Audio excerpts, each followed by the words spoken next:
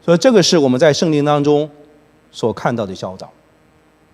那如果我们做不到这一点，我们不敢为真道争辩，我们不肯为真道争辩，会造成什么结果？造成信徒他会抵挡对罪的责备，他会持续的留在罪的里面；造成牧师他会抵挡对他错误的一个指正，他会持续的留在错误的里面；造成教会整个活在一个真道不清楚，活在一个圣经被扭曲的一个里面，大家都偏离。我跟大家说，不为真道争辩的人，他很难持守真道。不能够持守真道的人，很难持续的教导真道。不能够持续教导真道的人，他可能会妥协。那到一个地步，他会逐渐的偏离的。这是一个趋势，就向着方向走的。最近发生的情况，美国最大的一个福音派的体系，原来的会长和今年刚选上的会长，他们都在同性的立场上开始模糊。他们怎么说呢？同性恋不是他的错，不是他自己选的，他被上帝造就是这样子。而且很多同性恋他非常痛苦，因为他祷告上帝也不听，所以他就不得不留在同性恋里面。这是从那个美国最大的宗派2个会长他们同样的结论。那这样的一个结论会产生什么呢？产生接受同性恋，你就不要觉得奇怪。上帝是不听祷告的，你有犯罪没有办法，因为上帝不听你祷告，所以你只好留在罪的里面。这个不是我的错，是上帝的错。这是道吗？另外有一个我必须要提他的名字，很有名的一个牧师，叫做 Andy Stanley。他的爸爸很有名，我不提他的名字，做广播布道的。他的教会接受案例女牧师，然后这个被案例的女牧师为同性恋实习，公开的接受他们教会有 LGBT 的这么一个 group， 可以接受的，不用悔改就可以信耶稣。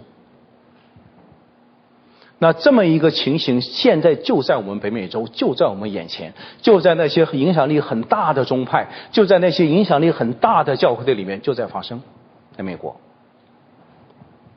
那在这个里面呢，我必须要讲一个要点，告诉大家，对我们华人的信徒很重要的一个要点，可能你未必能够有这么一个方向的了解。这个要点是什么呢？在北美洲的西人的信仰的体系的当中，当他们案例女牧师的时候，他有一个立场叫做 egalitarians。 当他有这个立场案例女牧师的时候，他强调是男女平权，男女无别。当他有这个强调以后，他一定会导致同性恋。这个在北美洲是一个必然的逻辑，我们华人不一定明白的。宣道会在2000年有个会长叫做 Enoch Cook， 那他写了一本书很有名的，叫 Historical Drift。 这个书的名字我有这本书，在 Amazon 上有卖这本书的。他在这本书里面，他清楚的论述是什么呢？当教会案例女牧师的时候，就会导向同性恋，那是必然的趋势。宣道会曾经有非常好的传统 ，A.B. Simpson、Enoch Cook、陶铸，非常好的牧师，他们非常清楚这个方向到底是什么。我们华人教会不一定明白的，案例女牧师没问题啊。我跟大家说，在西人这边不是这样子的 ，egalitarian 不是这样子的，它是个必然导向的趋势。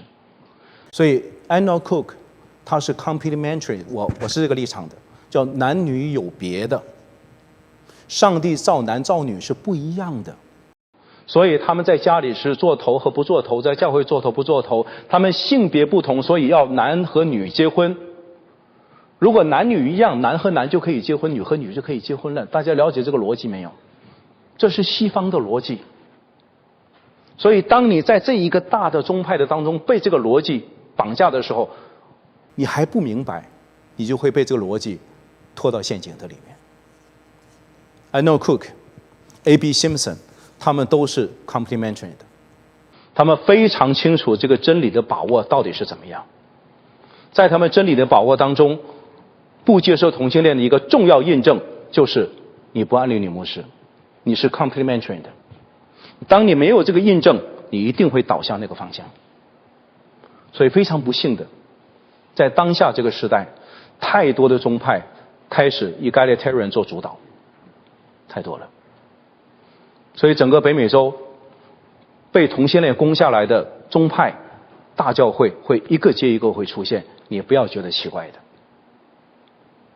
但是不管别人怎么样，不管时代怎么样，不管世界怎么样，我们要坚守住这个真道，我们绝不妥协。